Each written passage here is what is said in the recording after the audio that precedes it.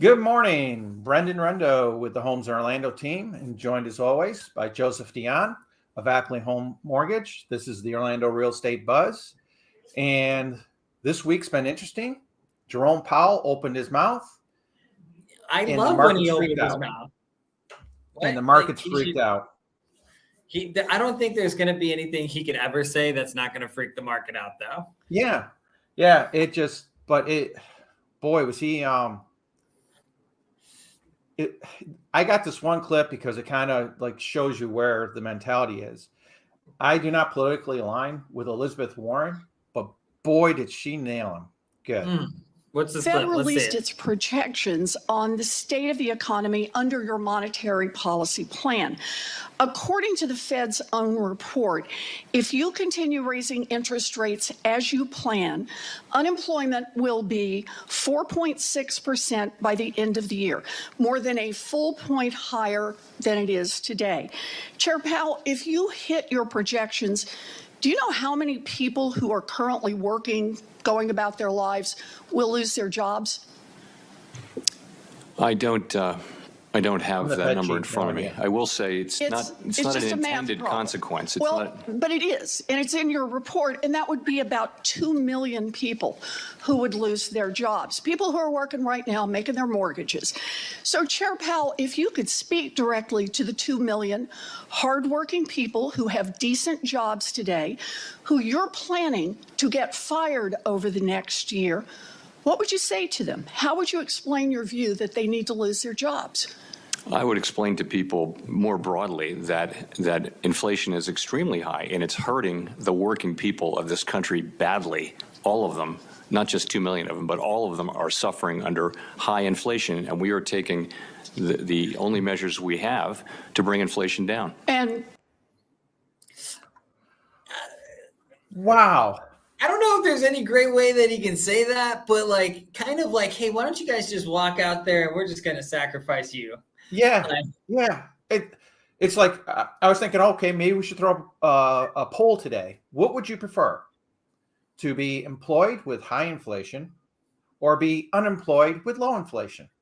I think I will. Warren did say that they were all hardworking. We can't assume they're all hardworking. Some of them might not be.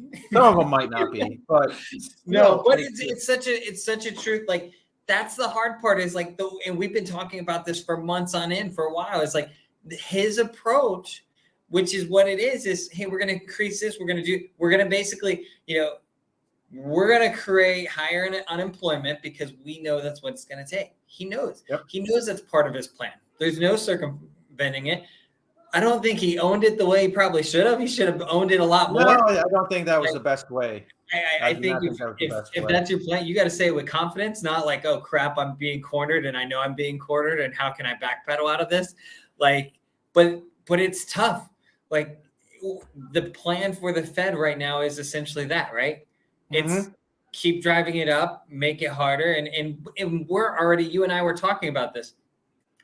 All the job growth that we've been seeing has been in what industries? Service industry. And that service industry was the industry that just, when COVID happened, went, and now it's all the way back up, and it's been going at a rapid incline back to where it was pre-pandemic. But guess what? Pre-pandemic, we were here, and now we're right there. We're like right at that trend line. So what happens when service isn't there to prop up the numbers anymore? Is our economy really as strong as it looks? And I think that's what's not being really taken into consideration. Yeah. You mentioned earlier that the revised unemployment numbers, they just hit. Guess what? Revised. Which way? Revised higher. Higher. And that was last week when those numbers came out. They were lower than what they were projecting, which sent rates up higher. And then this week they revised them to get the official, and all of a sudden unemployment claims increased, and they, from the initial numbers, and they said, oh wait, it's actually a little bit worse than what we were projecting. And what's happening with the markets today? Yep. Dow's recovering a little bit. Yep. The 10-year T's kind of holding steady below our 4 point. But something that's interesting is we go back and we look at the numbers, and what have we always talked about too? The yield curve. Yep. The 2 to the 10. And right now it's at the deepest inversion since 1981. What was 1981? Volcker and the recession, a huge recession, a very deep recession. Yeah.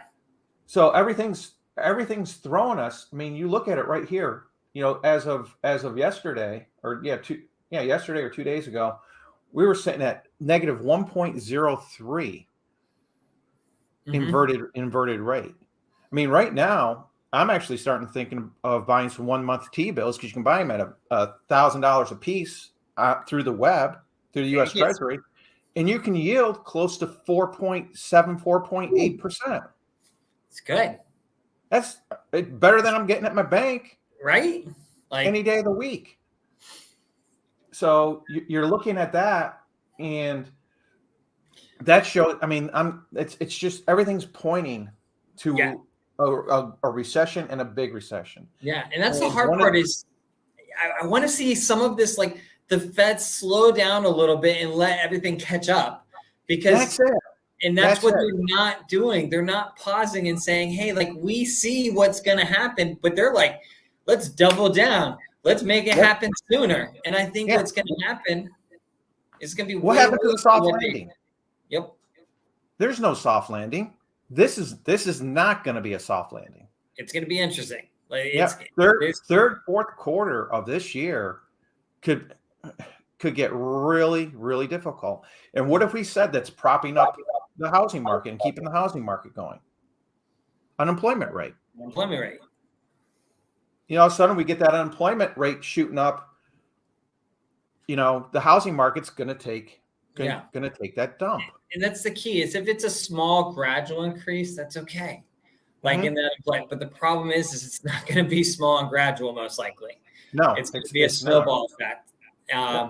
So it's tough to say, and that's kind of the hard part is, what I feel should happen. And again, I'm not I'm sure Powell's, he's a lot more qualified than I am. I mean, but I wonder some days. Just looking at everything, you're like, man, we have to slow down a hair and let things happen. You can't, because we've shown, hey, we're going to continue to shock and all you're doing is you're not really making the impact. You're just kicking the can and basically making it a bigger and bigger can.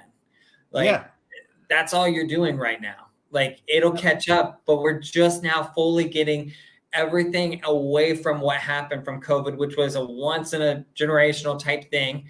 Hopefully we won't have to deal with something like that again.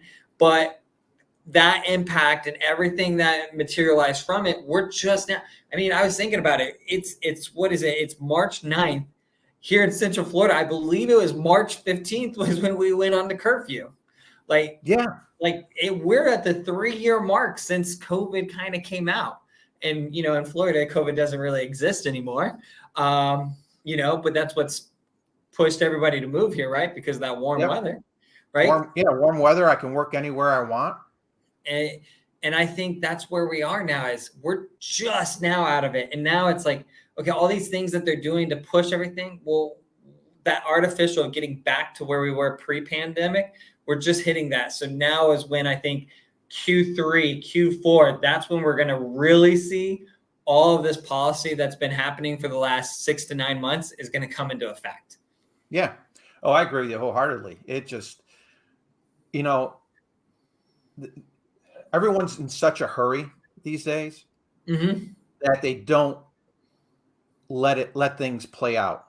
And they always, it's kind of like just having that panic attack and, oh, I got to do this. No, sit down, sit on your hands, shut up, and let it play out. It's a lot like negotiating. Yeah. You work with clients and, oh, did you talk to them? Did you talk to them? Oh, can you follow up with them? It's like, no, because the first one who talks loses. Yeah. Get needy. They know. If I go and call that listing agent, for the third time today, asking, have you got a response? Have you got a response? What's the seller going to do? Oh, they really want this house. Highest and best. Yep. We've got multiple offers. You're the only one we've received yet, but we've got multiple offers. We got multiple offers. Yeah. So sometimes it's hard. It's hard sometimes to just sit on your hands and keep your mouth shut. Yeah. Let it play out. Give it some time. Yep. Because when you look at the numbers, this is the Fed target rates, what people are thinking. And right now, we've jumped to nearly 80% of people are saying the Fed's going to do a 0.5 point jump on March 21st. Mm-hmm. If you go back before Powell opened his mouth, we were down to 58%. So he opens his mouth, and guess what? Everyone's like, nope, definitely going a 0.5 point. Yeah. And a lot of people are saying over the next 4 meetings, we're probably going to see a full percentage point jump in the overnight rate.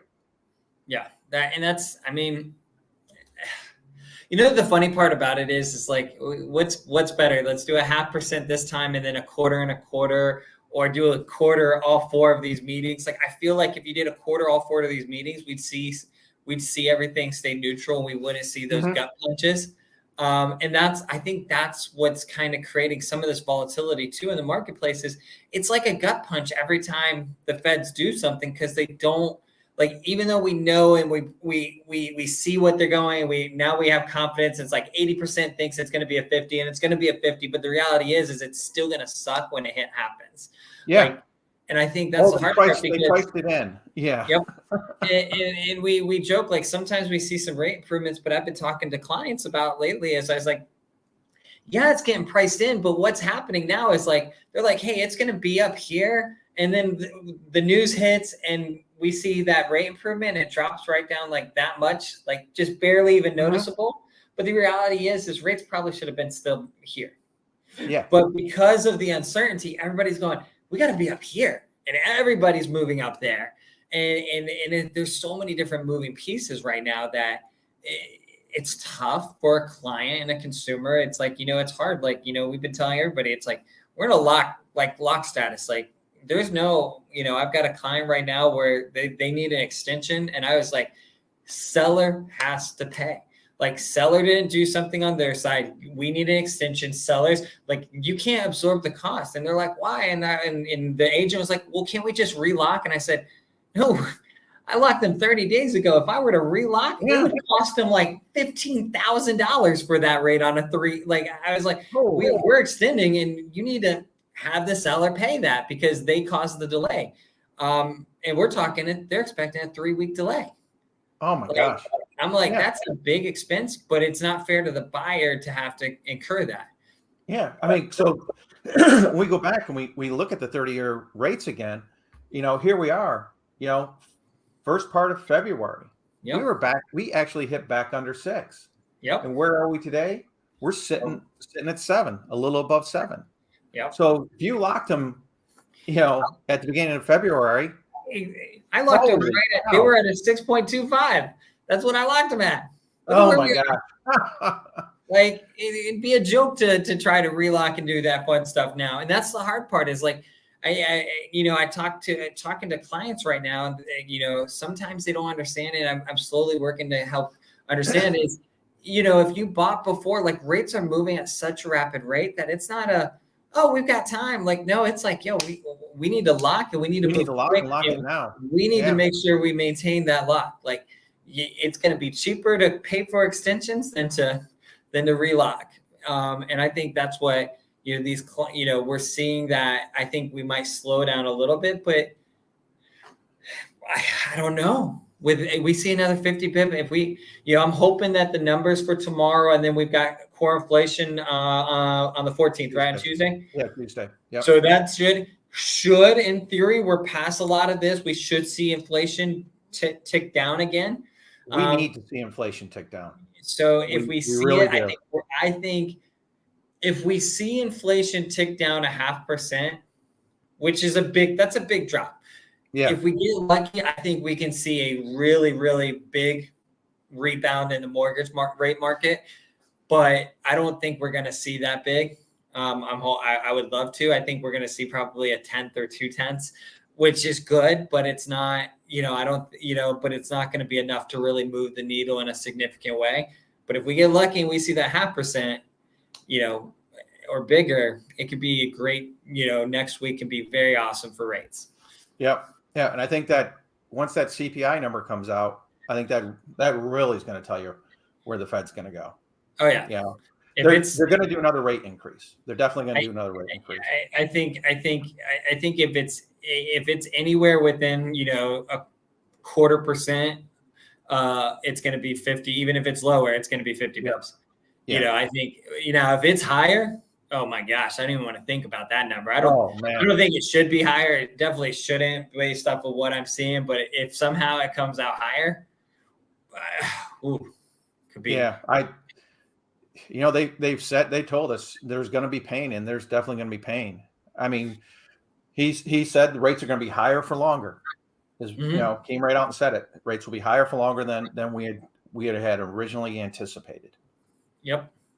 So I mean, it's kind of where the market's sitting, and you're seeing a lot of experts that were projecting 2023 being the year that we see rates rebound. Now they're projecting Q3, Q4 of 2024. Yeah, everyone's pushing it out. So there's a lot of experts are losing confidence on that. We'll see where we go, and we'll see how. And I think this next one, through April, into March and into April is going to be really, really interesting to see what pops, so that we've got an idea. I think by the end of April, we're going to know where we're trending for the remainder of the year. Yeah, we're going to know where we're going to be sitting. Hopefully, at least it will level off. Yeah, if it flattens, I'd be ecstatic. Yeah, exactly. So let's hop into the numbers for the week, because this got kind of interesting, and really, a reflection of the overall interest rates from the beginning of February. Mm-hmm. Came into really the last month of February, and we jumped to 571 closings, which is the highest number of closings we've had in a couple of months. Yeah. And then one nice thing to see was the inventory kind of flattened out. We didn't have another 150 dip that we had previously.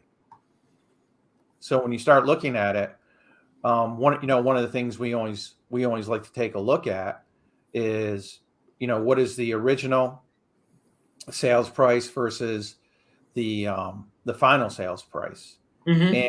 And we scooted up a little bit here to 93.5%, where we had been sitting down in that 92, 91 for a couple of months. And then we're almost at 97%. So really only about 3% negotiation off of the final list price. And you see everybody kind of push back up, but the middle ground, which is what we deal a lot in, is you see here is only 98%. So people didn't have to discount as much, and part of that is just you were seeing houses starting to move off the market a little bit quicker than you had previously. People going, oh, I got that 6%. Let's get out there and let's find that house. Well, I still got the lock. Our median price, we're sitting right at that 400, 425 level where we've been sitting, now for several months. So the prices have leveled off, which is nice to see compared to, again, other parts of the country. I keep going back to San Francisco, which they're down 35% right now. Yeah. I mean, they're just getting crushed. And then Austin, Texas. Yeah. So we're fortunate in that inventory number. And, we're dealing with another gentleman coming from California back to Florida. Yep. People still looking to move. Yep. Yeah. Foreclosures. And then here's our days on market. And we had peaked in mid-February at 68. And we're slowly shooting down. We're down 4 days overall. And I can tell you, I've had a couple houses. I had one actually on Wednesday hit the market like 8 o'clock. There was someone there at 9 o'clock. Cash offer, boom, done. And we wanted to try and get in by 11 o'clock. And I'm like, oh, gosh, I hope we don't get into this again. I really hope we don't get into this again this summer. Even with the higher interest rates, if people are qualified, they're going to make decisions quickly. Yep.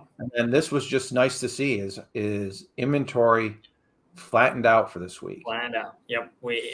Exactly. And I think 100%. We need to see it just flatten out a little bit. I would love to see inventory tick back up a little bit as well. Even if it went up 500 or 600 homes, it would help. It would help out. So if your house is priced right, presented right, promoted right, it's going to sell, and it's going to still sell quickly. Yeah. It's those ones that haven't put the fresh coat of paint on, haven't just cleaned up the yard. Even so, I've seen a lot. We've got one where, we had a property, and we're seeing a lot of those flippers that really, they made out like bandits during the last couple of years, but they listed at the top market, still trying with no comps, and they comped it out from 8 months ago, then finished rehab, and then never comped it out again. And they're trying to get those numbers, and now appraisers are coming back, and it's like, hey, I got 3 sales, that are, within 90 days in your neighborhood, within a mile. And I'm laughing, I'm dealing with a rebuttal right now where the agent's just like, these comps are horrible. And they send me comps that were all 9 months to a year old. And I said, I can't use comps from a year ago when I got sales from 3 months ago. No, you can't. What are you doing? Yeah. Come on, that's 101. Yeah, because I know when I'm doing comparables now, I won't go past 90 days. You really can't. I won't do it. Different market. Because, it was a different market. Yep. And we did have a small decrease, so you've really got to keep it within that 90-day window to be able to do really true comparables. Yeah. Because you were in. I was looking at one for a client yesterday, and a year ago it was kind of hitting 335, 330, that range, but in the past 90 days, the recent sales are the 310, 315. Yep. So he's like, well, I'm like, no, we can't use them. I mean, here's one literally 2 weeks ago, same size house in your neighborhood, went at 315. That's your best comparable. I mean, I'm sorry, but it's the truth. Yep. You're not going to see an appraiser deviate much from that. No, they never will. Here in the condo area, we're seeing the same thing. Is the final list the sales price? That discount has dropped. Why? Less inventory, and we had the better rates. So now I think we're going to see a little bit of a turn. I think we're going to start to see that go down a little bit. Yep. Because, what is it? It's what is it? Almost $300 more for a whole percentage point. Yeah. So depending, roughly on average, and size, at 300-400. So people are again tighten their belts, sharpen their pencils when they start negotiating. Yep. And they're gonna, may have to walk away because it's just outside their budget. Mm-hmm. Yeah. And then same thing, big jump in the sales of the condos. You more than doubled it. You went from 83 to 182. And then inventory on the condos is leveled off as well. Yep. So hopefully over the next, month, 2 months, we see this level off, or we actually see it kind of creep up. Yeah. We're hitting that March, April where this things is really going to start heating up.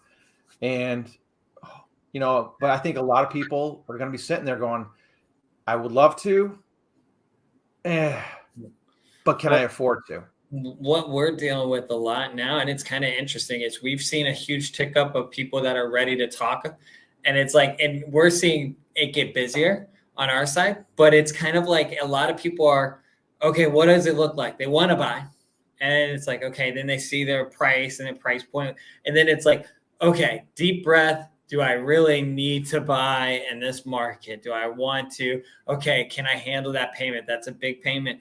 And, the reality is, we talk about the 2-1 buy downs and the 3-2-1 buy downs and all that fun stuff, which are really, really awesome. But we see what Powell said and we see that adjustment. And it's like, okay, well, all of a sudden that 2 year, like now we're saying it might be a year and a half before rates go down. So it's like, it's tough in those areas of, okay, how do you really, what do you say? So I still tell clients like, hey, this is great. This is a plan. This is what it is. And, but you are qualifying. And that's why on these 2-1 buy downs, I've taught, we qualify off the full amortized rate. Like the client has to be able to qualify, assuming no buy down.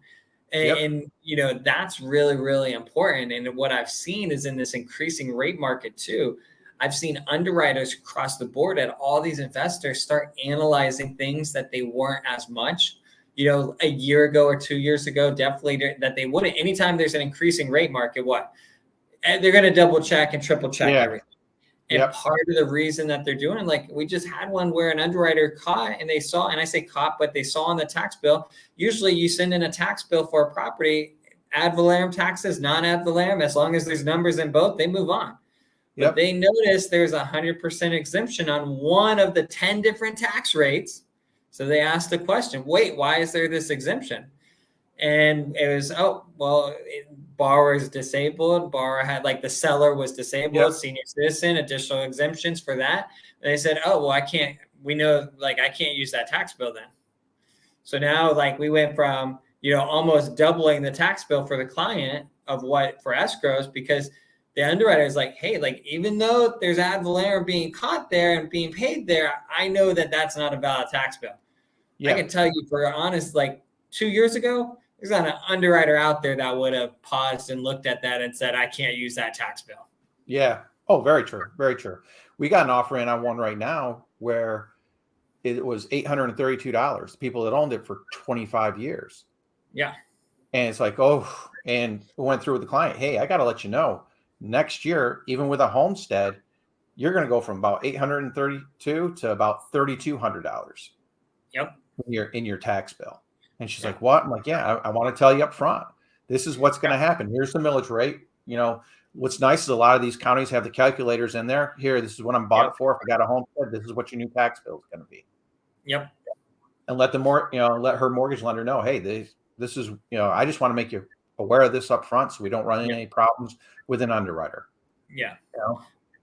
And that's the one thing in the state of Florida I like it and don't like other states. They're like, whatever the millage rate, they calculate millage rates like, this is what it is. It qualifies. Doesn't matter if there's a save our home or anything else. It's like, that's how you qualify a buyer. State of Florida is a little bit different. We use the tax bill that exists, but that's where you run into those situations where a buyer looks at it and I commend you, Brenden, like, and one of the reasons why I love working with you as an agent, right, is because you see that and you pause to let the consumer know.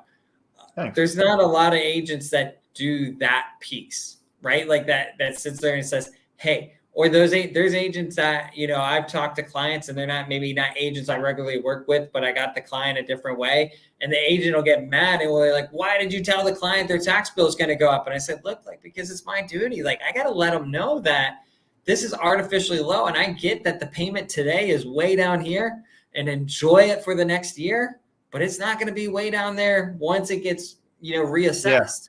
Yeah, exactly. You don't want them to all of a sudden get hit and they call you up. What happened? Oh, I forgot to tell you.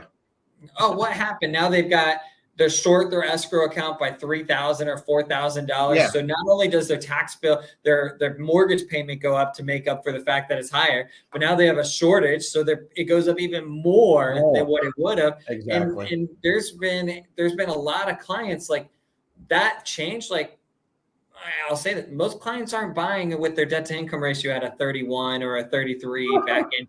No, they're buying at a 49 and they're qualifying. And if if they sit there and that tax bill goes up, that could be the difference between them going, oh, wow, like my mortgage just went up $400 plus another $200 to make up for the escrow shortage. That's $600. A lot of clients don't just have an extra $600, and they have to make that tough decision of what do I do next? Yep. So, Exactly. it's important that we look at those things. I definitely think we've gone long on this one. A lot to talk about this week. So yeah, a lot to talk hopefully about. we had some good stuff. For anybody that stayed tuned to the very end, I appreciate you. Yeah, very much so. Please hit the thumbs up on YouTube, hit the like on Facebook, and please join us every Thursday. We enjoy bringing you the news and keeping you up to date. Joe, take care. We'll talk next Thursday. Have a wonderful week, man. Have a good one. You as well. Bye. Bye-bye.